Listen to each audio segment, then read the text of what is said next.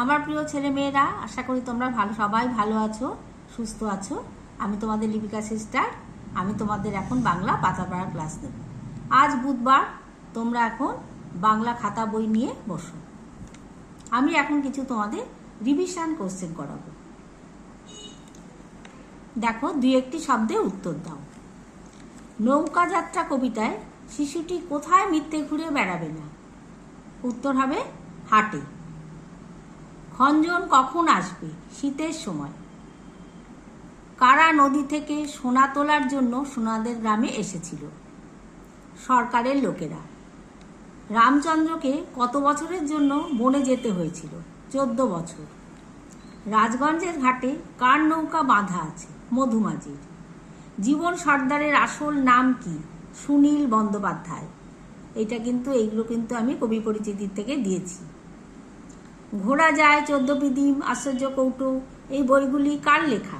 গৌরী ধর্মপাল। যার বুকে সোনা থাকে, এক কথায় উত্তর দাও, তাকে কি বলে? হিরণ্যবক্ষা। নদী যার মায়ের মতো, তাকে কি বলে? নদী মাতৃকা। নদী যার মায়ের মতো, সেটা হলো নদী মাতৃকা। শিশু আবার কখন মায়ের কোলে ফিরে আসবে? সন্ধেবেলা।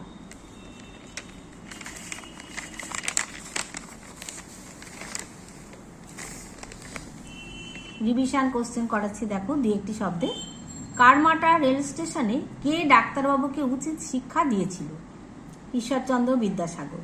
অঘ্রাণ মাস কোন ঋতুর মধ্যে পড়ে? হেমন্ত। বনের পশু পাখি কাকে ভয় করত? শিকারীকে। চাষির ছেলেটি কি হাতে নিয়ে মাঠে যেত? কোদাল। বন্ধুর বাড়ি যাব, তাতে আর আপত্তি কি? একথা কে বলেছিল? বাঘ। ভারত ও বাংলাদেশের জাতীয় সঙ্গীত কার রচনা? রবীন্দ্রনাথ ঠাকুর। ফুলের মধু খাওয়ার জন্য কারা ছুটে এলো? মৌমাছিরা। সোনার গায়ে কে গয়না পরিয়ে দিয়েছিল? নদীমা।